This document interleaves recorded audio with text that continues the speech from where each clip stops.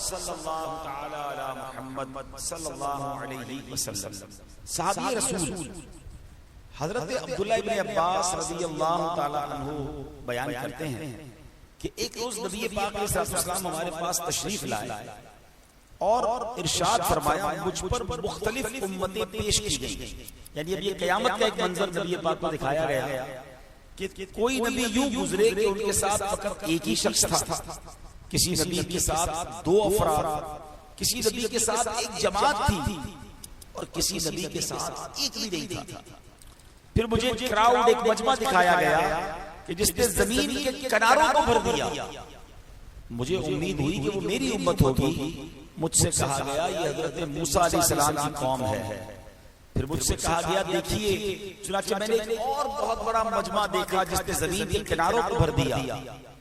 मुझे कहा गया दोबारा देखें, इस तरफ देखें। तो मैंने इधर उधर देखा तो बहुत बड़ा मजमा था जिसने जमीन के किनारों को भर दिया था और कहा गया ये आपकी उम्मत है, इनके साथ 70,000 और भी हैं जो बिला हिसाब किताब जन्नत में दाखिल होंगे। यानी सारे नबियों में सबसे बड़ी उम्मत जो है वो सरकार दो आलम अलैहिस्सलाम की उम्मत है। और फिर इसमें बड़ी तादाद में ऐसे भी लोग होंगे जो बिला हिसाब जन्नत में दाखिल होंगे। अब वहां हजरत उकाशा मौजूद थे। कहते हैं या रसूलुल्लाह अलैहिस्सलाम, क्या मैं भी उन लोगों में शामिल हूं जो बिला हिसाब जन्नत में दाखिल होंगे? तो नबी पाक ने फरमाया हाँ ऐ उकाशा, तुम भी उसमें शामिल हो। हदीस का खुलासा पेश कर रहा हूं। तो फिर दूसरे शख्स से अर्ज़ की, क्या मैं भी उन लोगों में शामिल हूं? तो आका ने फरमाया उकाशा तुम पर सबकत ले गए। अब इस हदीस से जो मेन आज पैगाम देना चाहता हूं कि सुभान अल्लाह, क़यामत के दिन ऐसे खुशनसीब होंगे नबी पाक की उम्मत में कि जो बिला हिसाब जन्नत में जाएंगे। वरना अगर गौर करें तो हमारे पास नेकियां तो नहीं, हिसाब हुआ तो मारे जाएंगे, लेकिन ऐसे खुशनसीब होंगे जो बिला हिसाब जाएंगे। और उसकी क्वांटिटी भी नबी पाक ने फरमाया कि प्यारे आका फरमाते, मेरे रब्बे करीम ने मुझसे वादा फरमाया वो मेरी उम्मत में से 70,000 अफराद को बिला हिसाब और बिला अजाब जन्नत में दाखिल फरमाएगा। उनमें से हर 1000 के साथ 70,000 और होंगे। और मेरे रब्बे करीम की मुट्ठियों में से, जैसा कि उसकी शान के लायक है, 3 मुट्ठियां और होंगी। अब ये एक ऐसी मिसाल दी गई है कि जब किसी को बिला अंदाजा है देना होता है तो बंदा मुट्ठी भर के देता है। तो अल्लाह जिस्म से पाक है, मगर ये मिसाल दी गई कि अल्लाह जाने और कितनों को जन्नत में बिला हिसाब दाखिल फरमाएगा। एक हदीस में ऐसा भी फरमाया कि 70,000 जाएंगे और हर एक के साथ 70,000 और जाएंगे। अगर इसको मल्टीप्लाई करें तो ये 4 अरब 90 करोड़ के करीब तादाद बनती है कि ये वो खुशनसीब होंगे जो बिला हिसाब जन्नत में जाएंगे। तो अब हमें कोशिश ये करनी है, एक तो दुआ मांगा करें कि या अल्लाह बगैर हिसाब हमें जन्नत में दाखिला देना, हम हिसाब के काबिल नहीं, हमें पहले ही पता हम फेल हो जाएंगे। हाँ, अब नबी पाक ने एक और मेहरबानी मालूम है क्या की है? हमें ये भी बता दिया कि वो बिला हिसाब जन्नत में जाने वाले कौन होंगे, उनकी वो नेकियां क्या हैं, उनके वो अमाल क्या हैं। तो आज 27 रमजान है, मुबारक दिन है, रमजान के इख्तितामी अय्याम हैं। तो जिन कैटेगरीज को अब मैं कुछ बयान करूंगा गौर से सुने कि अल्लाह करे उनमें से किसी में हम शामिल हो जाएं और हमें बिला हिसाब जन्नत में दाखिला नसीब हो जाए। सबसे पहले तो एक बात याद रखें कि हमेशा अल्लाह से अच्छा गुमान, पॉजिटिव, बी पॉजिटिव अबाउट अल्लाह सुब्हानहू व तआला। अल्लाह फरमाता अना इंदा ज़न्नी अब्दी बी, मैं अपने बंदे के गुमान के साथ उसके साथ मामला करता हूं। तो हमें अल्लाह पाक से बड़ी उम्मीद है कि अल्लाह करीम अपने नबी के सदके हम उनकी उम्मती हैं, बिला हिसाब हमें जन्नत में दाखिला अता फरमाए। आए हाय, अमीर अहले सुन्नत करते हैं ना, अर्ज करते हैं ना, न करना हश्र में पुरसिश, मेरी हो बेसबब बख्शिश, अता कर बाग़े फिरदौस अज़ पे शाहे उमम मौला। आला हज़रत लिखते हैं, है ये उम्मीद रज़ा को तेरी रहमत पे शहा, है ये उम्मीद रज़ा को तेरी रहमत से शहा, ना हो जिंदानी दोज़ख तेरा बंदा होकर। हुजूर आपका उम्मती हूँ तो फिर जहन्नम में क्यों जलूंगा। आप करम फरमाएं, शफाअत फरमाएं, अल्लाह की बारगाह में दुआ फरमाएं। तो हमें अल्लाह से अच्छा गुमान रखना है। लोग बाज़ औक़ात अल्लाह से ही बुरा गुमान रखे हुए होते हैं, अल्लाह से ही बदज़न, नहीं यार मेरी तो दुआई कबूल नहीं होती, मेरा तो मसला ही हल नहीं होता, माअज़ अल्लाह। आप जितना अच्छा गुमान रखेंगे अल्लाह फरमाता है वैसे ही बंदे के साथ। एक बड़ी प्यारी बात पिछले दिनों पढ़ने का सुनने का मौका मिला। कुछ लोग कमेटी डालते हैं, बीसी डालते हैं या वैसे ही पैसे जमा करते हैं, तो जुमला साथ कहते हैं यार पैसे जमा कर लो बुरे वक्त में काम आएंगे। जुमला पढ़ने को ये मिला, इसका मतलब तुम बुरे वक्त का इंतजार कर रहे हो। जो बुरे वक्त के लिए पैसा जमा करता है उसके बुरा वक्त आता है, क्योंकि वो गुमान ही बुरे वक्त का रख रहा है, इंतजार कर रहा है बुरे वक्त का। अल्लाह से अच्छा गुमान रखें। पैसे जमा भी करने हैं ना तो इस नियत से करें कि इंशाअल्लाह अच्छे वक्तों के लिए जमा कर रहा हूं, मदीने जाऊंगा, हज पर जाऊंगा, गरीबों की मदद करूंगा। मैं ये क्यों कहूं कि बुरा वक्त आएगा तो ये माल काम आएगा? अल्लाह करीम है, इंशाअल्लाह उसके करम से बुरा वक्त आना ही नहीं है मुझ पर, इंशाअल्लाह खैर ही रहेगी ना। पॉजिटिव रहे, अल्लाह से अच्छा गुमान रखें। ठीक है, अच्छा अब उन कैटेगरीज में से चंद बातें मैं अर्ज कर देता हूं कि कौन कौन लोग होंगे जो बिला हिसाब जन्नत में जाएंगे। एक हदीस पाक है, जब अहले महशर खुले मैदान में जमा होंगे, हदीस का खुलासा है, तो एक ऐलान करने वाला कहेगा कि अल्लाह की पहचान रखने वाले कहाँ हैं, अल्लाह की मारिफत रखने वाले कहाँ हैं, भलाई करने वाले कहाँ हैं। एक गिरोह उठेगा, एक पूरा समझ ले ग्रुप ऑफ पीपल उठेगा, पूछा जाएगा तुम कौन हो? तो अर्ज करेंगे हम या अल्लाह तेरी मारिफत रखने वाले, जिन्हें तूने अपनी मारिफत अता फरमाई, इस काबिल बनाया।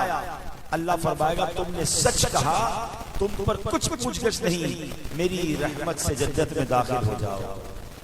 आका ने फरमाया रब्बे करीम इन्हें बरोज़े क़यामत की हौलनाकियों से महफूज रखे। अब पहली कैटेगरी कौन सी है? जो अल्लाह की पहचान रखते हैं। ये कौन? ये औलिया अल्लाह है, जो अल्लाह की मोहब्बत, अल्लाह की पहचान दिल में रखते हैं। अल्लाह उन्हें मर्तबे अता फरमाता है। क़यामत के दिन भी उनसे कोई हिसाब नहीं होगा। हम गुनाहगार हैं मगर अल्लाह से दुआ तो कर सकते हैं ना। इफ्तार का वक्त करीब है, दुआओं की कबूलियत का वक्त करीब है कि अल्लाह तू हमें भी अपना वली बना ले, तू अपनी विलायत की खैरात दे दे, तू अपनी विलायत की खैरात दे दे, मेरे गौस का वासिता या इलाही, आमीन। एक बात याद रखें, विलायत जो है ना, वली बनना, वली किसको कहते हैं? दोस्त को कहते हैं। वली अल्लाह कौन होता है? अल्लाह का दोस्त होता है, अल्लाह का दोस्त। ठीक, अल्लाह का दोस्त बनने का कोई कोर्स नहीं है कि बंदा क्या मैं नमाजें इतनी पढ़ लूं, इतने रोजे रख लूं, इतने सजदे कर लूं तो वली बन जाऊंगा। विलायत जो है ना ये अताई है, अल्लाह जिसे चाहे अपना वली बनाए। बाज़ औक़ात पैदाइशी वली होते हैं, अल्लाह बचपन में विलायत अता फरमा देती है। अल्लाह की मर्जी है ना भाई, आपकी भी तो मर्जी है, हर किसी को तो दोस्त नहीं बनाता। कुछ लोग सारी जिंदगी आपके साथ होते हैं, पड़ोस में रहते हैं, नमाज में मिलते हैं, लेकिन वो दोस्त नहीं बनते। कोई एक बार मिलता है दोस्त बन जाता है। पाकिस्तान में नहीं रहता, दूर रहता है, साल में 2-4 साल बाद मुलाकात होती है, मगर वो दोस्त होता है। बराबर में घर है, वो दोस्त नहीं होता। इसका मतलब क्या हुआ? आपकी मर्जी जिसको आप दोस्त बनाते हैं, तो ये रब की मर्जी है वो जिसे विलायत अता फरमाता है। हाँ ये जरूर है, कोई फासिक अल्लाह का वली नहीं बन सकता। ये बात हमेशा ज़हन में बिठा लें। गुनाहगार, ऐलानिया गुनाह करने वाला ये अल्लाह का वली नहीं बन सकता। नमाज भी ना पढ़े, दाढ़ी शरीफ भी ना हो, गुनाह अलल ऐलान करता हो, फासिक हो और कहे बाबा बड़ा पहुंचा हुआ है, तो वो कहीं और ही पहुंचा हुआ, वो अल्लाह की बारगाह में नहीं पहुंचा हुआ। जो नमाजी नहीं है, जो इबादत गुजार नहीं है, जो गुनाह करने वाला, वो वली नहीं हो सकता, नंबर 1। इसी तरह कोई जाहिल अल्लाह का वली नहीं हो सकता। ये भी उसूल याद आता है। अल्लाह उलमा को अपना दोस्त बनाता है। हाँ ये जरूर होता है कि अल्लाह जिसको वली बनाना चाहता है, अगर उसके पास इल्म नहीं होता तो अल्लाह इल्म भी अता फरमा देता है। वो करीम है ना, वो जिसे चाहे पल में आलिम बना दे, इल्म लदुन्नी अता फरमा दे। देखिए ना, गौसे पाक मादरजाद वली थे, आलिम तो नहीं बने थे। हजरत मरियम जो है वो बचपन से सुभान अल्लाह वलिया है, क्योंकि उनको तो बेमौसम के फल मिलते थे। तो पता चला अल्लाह करीम जिसे चाहे विलायत अता फरमाए, मगर इल्म जरूर अता फरमाता है, जहालत के साथ विलायत नहीं होती। तो ये दो उसूल याद रखिए। तो बहरहाल पहली कैटेगरी वो है कि जो बगैर हिसाब जन्नत में जाएंगे। वो कौन होंगे? कि जिनको अल्लाह ने अपनी पहचान अता की होगी। अगली कैटेगरी क्या है? नबी पाक फरमाते हैं, हदीस का खुलासा ऐसा लोगों को जमा फरमाएगा क़यामत के दिन, और इरशाद होगा फजल वाले कहाँ हैं? कुछ लोग खड़े हो जाएंगे, बहुत थोड़े होंगे, जन्नत की तरफ चले जाएंगे। फरिश्ते उनका इस्तकबाल करेंगे, कहेंगे तुम बड़ी तेजी से जन्नत की तरफ जा रहे हो, तुम कौन हो? फरिश्ते कहेंगे हम फजल वाले। तो पूछा जाएगा तुम्हारा फजल क्या था? वो कहेंगे जब हम पर जुल्म किया जाता था तो हम सब्र करते थे, जब हमसे हमारे साथ कोई बुराई से पेश आता था हम दरगुजर से काम लेते थे, जब हमसे जाहिलाना सलूक किया जाता था तो हम बर्दाश्त से काम लेते थे। उनसे कहा जाएगा जन्नत में दाखिल हो जाओ, अमल करने वालों का क्या ही अच्छा बदला है। फिर एक पुकार होगी, साबरीन कहाँ हैं? कुछ लोग थोड़े से खड़े होंगे, बिला हिसाब जन्नत में जाएंगे। फरिश्ते उनका इस्तकबाल करते हुए कहेंगे हम तुम्हें तेजी से जन्नत में जाते हुए देख रहे हैं, वजह क्या है? कहा जाएगा हम सब्र वाले हैं। क्या करते थे? वो कहेंगे हम अल्लाह की इताअत पर और उसकी नाफरमानियों से सब्र करते थे, यानी नेकियां करते थे और नाफरमानियों से बचते थे। उनसे कहा जाएगा जन्नत में दाखिल हो जाओ, क्या ही अच्छा सिला है नेक अमल करने वालों का। तो है मेरे प्यारे इस्लामी भाइयों, इस हदीस में अब दो कैटेगरीज बयान हुई हैं। वली बनना तो मेरे आपके इख्तियार में नहीं, वो तो हम दुआ कर सकते हैं, मगर ये अमल तो हम कर सकते हैं ना। क्या दो अमल हैं कि कोई जुल्म करता था तो सब्र करते थे, बुराई से पेश आता था तो दरगुजर करते थे।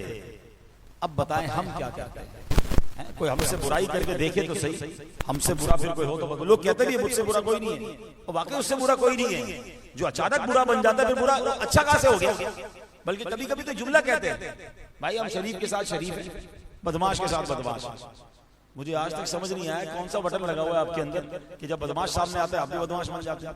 भाई शरीफ आदमी तो शरीफ के सामने भी शरीफ होता है, बदमाश के सामने भी शरीफ होता है।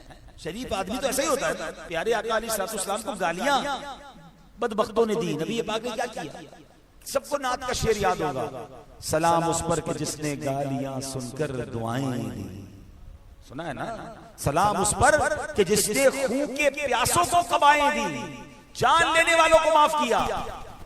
लेकिन हम गाली सुनकर दुआ देंगे, एक गाली पे हम 7 गालियां देंगे, एक पत्थर मारे हम 10 पत्थर मारेंगे, एक थप्पड़ मारे टांगे तोड़ देंगे, मोटरसाइकिल को हमारी गाड़ी से लगा दे उतर के लड़ना शुरू कर देते। माफी तो है ही नहीं हमारी डिक्शनरी में।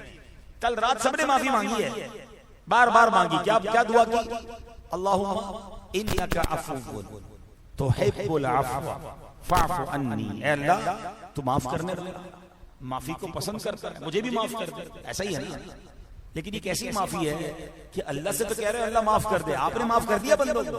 नहीं नहीं, मैं तो इंतजार में बैठा हूं, मौका नहीं मिल रहा। हाँ बस थोड़ा सा हाथ में आ जाए फिर बताऊंगा मैं कौन हूँ। उसने मुझे फला वक्त जलील किया था ना, बस मौका मिले सबके सामने जलील करूंगा। उसकी घर में एक शादी आने वाली है, मुझे उसकी शादी खराब करनी है। इंतकाम की आग दिल में लेके बैठे हैं और अल्लाह से क्या कह रहे हैं? अल्लाह सगीरा भी माफ कर दे, कबीरा भी माफ कर दे, छुप कर किए हुए भी माफ कर दे, एलानिया माफ। अल्लाह से सारे माफ करवाने हैं, बंदों को माफ नहीं करना। हालांकि यकीन करो ये सौदा महंगा नहीं है। अगर मैं बुराई करने वालों को माफ कर दूं और अल्लाह मुझे बगैर हिसाब जन्नत में दाखिल कर दे, इससे बड़ा और क्या तोहफा चाहिए मुझे? खुदा के वास्ते माफी अल्लाह से मांगनी है ना, उससे पहले बंदों को तो माफ करो ना। मजा पता ही क्या है? अल्लाह को ये कहें कि ऐ अल्लाह जिन्होंने मेरा दिल दुखाया, जिन्होंने मुझ पर ज्यादती की, मेरे मौला मैंने सबको माफ कर दिया, ऐ करीम अब तू मुझे माफ कर। ये माफी मजेदार है। तो प्लीज अगर रिश्तेदारी काटी हुई है, दोस्तियां खत्म की हुई हैं, ताल्लुक खत्म किए हुए तो खत्म ना, जोड़ लें। लैलतुल कदर की फजीलत में भी ये आता है कि लैलतुल कदर सबको बख्श दिया जाता है, मगर रिश्तेदारी काटने वाला नहीं बख्शा जाएगा, कता ताल्लुक करने वाला नहीं बख्शा जाएगा। पता चला सारे बख्शे गए, मेरी दुश्मनी ने मुझे मरवा दिया। ये तो ऐसा लगता है मैंने अपने साथ दुश्मनी की है, किसी मुसलमान के साथ नहीं की, अपने साथ की। क्या मेरी बख्शिश रुक गई? मेरा रास्ता बंद कर दिया मैंने खुद ही। तो आज आपने सुना कि जो बिला हिसाब बख्शे जाएंगे उनमें कौन होंगे? फरिश्तों ने पूछा काम क्या करते थे, ऐसा क्या अमल था? तो कहते हम दरगुजर से काम लेते थे। जब जाहिलाना शुरू किया जाता था हम बर्दाश्त करते थे, जुल्म किया जाता था तो सब्र करते थे। क्या हम नहीं कर सकते? थोड़ी सी कोशिश करें। कोई बात बुरी लगे माफ कर। रोजे में बहुत ज्यादा बुरी लगती है, इफ्तार से पहले लड़ाइयां बड़ी होती है। आपको रोजा लगा हुआ है इसका मतलब आप किसी बंदे से थोड़ी इफ्तार करेंगे, खाने से इफ्तार कर। थोड़ा सब्र कर लो यार। रोडों पे लड़ाइयां हो रही हैं, मस्जिदों में लड़ाइयां हो रही हैं, गुस्सा आ रहा है, गुस्सा आ रहा है। रोजे में तो सब्र का नाम था रोजा, सिर्फ भूख का थोड़ी रोजा है, जबान का भी रोजा है भाई। हदीस पाक का खुलासा है कि जो अपनी जबान को रोजे में बुराई से ना रोके, अल्लाह को उसके भूखा प्यासा रहने की हाजत नहीं है। मजेदार रोजा तो ये कि बदन भी रोजा रखे ना, मेरे हाथ भी रोजा रखे, मेरी जबान भी रोजा रखे, मेरी आंख भी रोजा रखे, मेरे कान भी रोजा रखे। आंख हराम देख रही है, कान हराम म्यूजिक सुन रहे हैं, जबान लोगों के दिल तोड़ रही है, और जनाब रोजे से, ये कौन सा रोजा है भाई? गीबतें भी हो रही है। एक बार नबी पाक अलैहिस्सलाम की बारगाह में दो खवातीन का मामला लाया गया, क्या हुजूर उनको रोजा रखा है उन्होंने, उनसे रोजा पूरा नहीं हो रहा है, प्यास बर्दाश्त नहीं हो रही है, भूख बर्दाश्त नहीं हो रही, मर जाएंगे वो, आप इजाजत दें वो रोजा तोड़ ले, इफ्तार कर ले पहले। प्यारे आका ने फरमाया कि हदीस का खुलासा, प्याला ले जाओ और कहो जो पहले खाया था वो कै कहे। उन दोनों औरतों ने जब कै किया तो उस पे खून के लोथड़े निकले, खून निकला।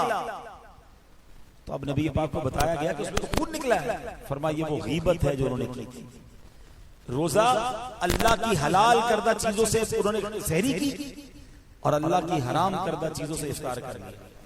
अब रोजे में गीबत हो रही है, बैठे कोई काम नहीं है, औरतें वो औरतें घर में बैठी गीबत कर रही है, ये कैसा रोजा है?